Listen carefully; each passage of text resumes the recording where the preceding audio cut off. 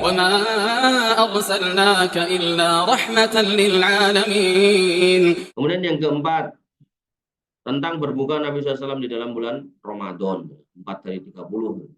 Anas bin Malik dari Anas bin Malik radhiyallahu an qala radhiyallahu an, beliau berkata, karena Rasulullah SAW yuftiru ala rutobat, maksudnya beliau SAW berbuka dengan rutobat, kurma-kurma muda, qabla ayyusolli, sebelum sholat. Fa illam takun, kalau nggak dapat rutobat, fa'ala tamarot, maka beliau menggunakan kurma yang tua, kurma yang coklat-coklat itu. Fa illam takun, kalau nggak dapat hasawati min ma'in, maka beliau meneguk beberapa tegukan air. Wahai hamba Allah, yang pertama, jika Anda berbuka dari puasa Anda di hari Anda puasa, maka berbukalah dengan rutop. Dan hendaknya beberapa butir rutop yang sedikit. Jika tidak ada rutop, maka bisa menggunakan tamer. Jika nggak ada tamer, maka dengan air. Dan bersungguh-sungguhlah untuk mempraktekkan sunnah ini dengan Anda membeli rutop untuk berbuka. Kalau punya duit, beli rutop. Nggak punya rutop, beli tamer. Jika nggak ada, pakai aqua galon. Yang kedua, jika Anda berbuka dari puasa, maka berdoalah dengan apa yang datang dalam hadis Ibnu Umar radhiyallahu anhu. Dia berkata, karena Rasulullah SAW idza aftara qala dhahabat doma'u wa abtalatil uruqu wa sabatil ajru insyaallah. Jadi beliau alaihi salam itu kalau alaihi salatu wassalam kalau kemudian berbuka, beliau berdoa dengan doa ini. Dhahabat doma'u wa abtalatil uruqu wa sabatil ajru insyaallah. Kemudian yang ketiga, bersegeralah berbuka dari puasa dengan segera setelah terbenami matahari dan jangan menunda.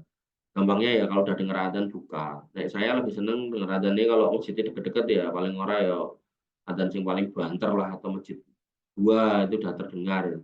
Jangan kamu masjid 1 tapi yang jaraknya 15 kilo dari rumah, kayak sayup-sayup terdengar gitu ya. Jadi yang benar-benar mungkin, yang benar-benar yakin dengar gitu. Berdasarkan hadis Sahal bin Sa'ad radhiyallahu an, bahwasanya Rasulullah SAW bersabda, la yazalun nas bi khair ma'ajalul fitr. Manusia itu senantiasa dalam kebaikan selagi mereka menyegerakan berbuka. Yang keempat, hendaknya Anda termasuk golongan orang yang menyegerakan berbuka di puasanya dan menyegerakan sholat, dan jangan menjadi orang yang mengakhirkan berbuka dan sholat. Ya, jadi segera buka, ya segera sholat. Jangan buka terus sampai lupa sholat. Yang sering buka puasa itu kan berbuka, mangan, wareg, ngobrol, akhirnya mehisa tinggal 5 menit baru sholat. Jangan ya. Jadi mendingan minum dulu, makan dulu seperlunya, secukupnya, lah sholat baru lanjut lagi. Atiyah telah berkata, tu ana wa masyruk ala Aisyah fakulna ya ummul mukminin. Aku dan Masruk pernah masuk menemui Aisyah radhiyallahu anha.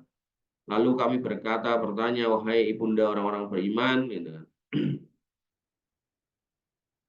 Rajulani min ashabi Muhammadin sallallahu alaihi wasallam ahaduhuma yu'ajjilul iftar wa yu'ajjilus shalah wal akhar yu'akhirul iftar wa yu'akhirus shalah.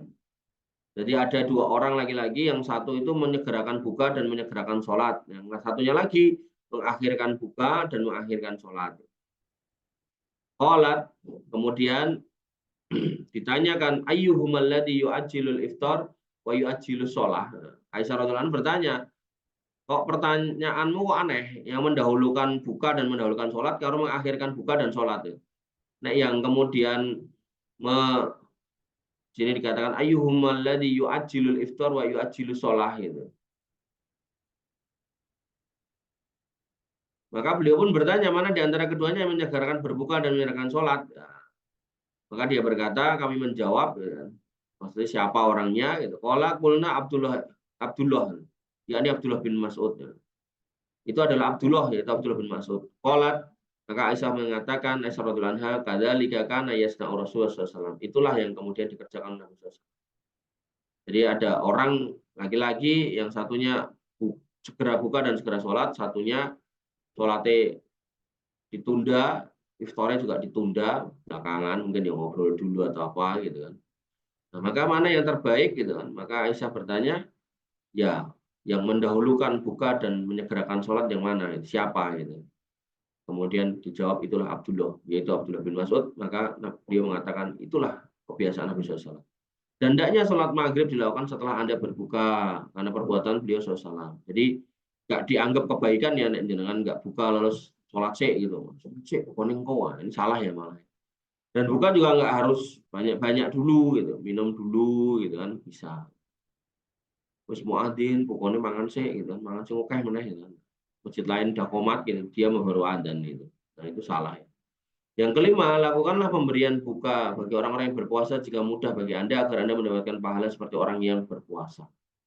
Berdasarkan hadis dari Zaid bin Khalid Al-Juhani dari dia berkata Rasulullah sabda man fatara shaiman kana lahu mislu ajrihi ghairu annahu la yanqusu min ajri shaimi syai'a. Karena siapa yang memberikan buka puasa maka dia mendapat pahala orang yang berpuasa tanpa mengurangi pahala yang sedikit pun. Maka kalau bisa memberikan buka puasa berikan. Yang keenam, sungguh Allah Subhanahu wa taala telah menjadikan untuk Anda ya wahai orang-orang yang berpuasa dua kebahagiaan berdasarkan hadis Abu Hurairah radhiyallahu anhu dia berkata Rasulullah SAW bersabda kullu amal ibni Adam yudha'aful hasanah asru amsaliha. Setiap amal Ibnu Adam dilipat gandakan 10 kali. Ila sab'i mi'ah di'fin sampai 700 kali lipat. Qala Allahu azza wa jalla Allah azza wa jalla berfirman illa shaum kecuali puasanya gitu. Kenapa? Karena di situ dikatakan wa innahu li wa ana ajzibi. Bahwasanya puasanya itu untukku dan aku yang akan mengganjar orang itu yang berpuasa itu. Sehingga orang-orang yang berpuasa itu akan mendapatkan pahala terserah Allah Subhanahu wa taala. Jadi nggak cuma 10 sampai 700 kali lipat, tapi terserah Allah. Dan kemudian dikatakan di sini apa? Kok diganjar terserah Allah dan kemungkinan juga lebih besar, lebih banyak, maka dikatakan di sini adalah yada'u sahwatahu wa ta'amahu min ajli. Dia tinggalkan syahwatnya, makan minumnya gitu kan. Karena aku. Sehingga lisoimi farhatani farhatun inda fitrihi. Buat orang yang berpuasa itu ada dua kegembiraan. Kegembiraan pertama yaitu kegembiraan ketika berbuka. Wa farhatun inda liqa'i rabbih, dan keutamaan ketika kemudian bertemu dengan Robnya. Dan orang yang bertemu dengan Robnya ini ya pasti masuk surga. Sehingga Nabi secara tidak langsung mengatakan orang yang berpuasa itu akan masuk surga. Dan ketika masuk surga nanti kenikmatan yang paling tinggi adalah ketemu dengan Robnya.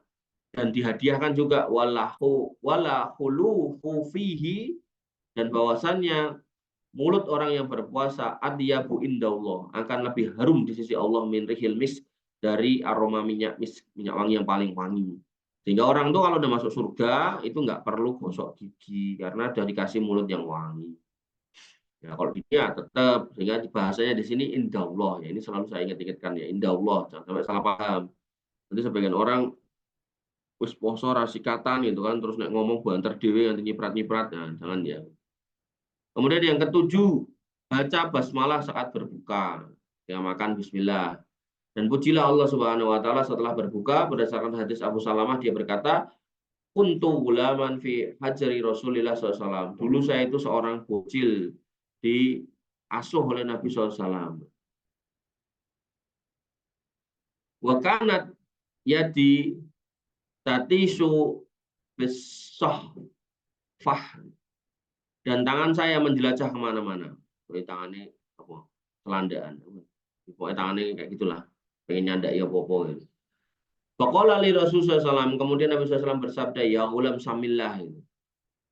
Wahai anak kecil, bocil, ucap bismillah. Ojo mengjika cukup mangan. Ucap bismillah. Wa kul biyaminik, dan makanlah dengan tangan kananmu. Wa kul mimma yalik, makan yang dekat-dekat. Wa mazalat tilka ti'mati ba'du. Maka itu terus-menerus menjadi cara makanku setelah itu. Jadi benar-benar teringat. Jadi Nabi itu kalau ngasih pelajaran tuh ngomong sedikit aja terus teringat sama orang yang kemudian diajari.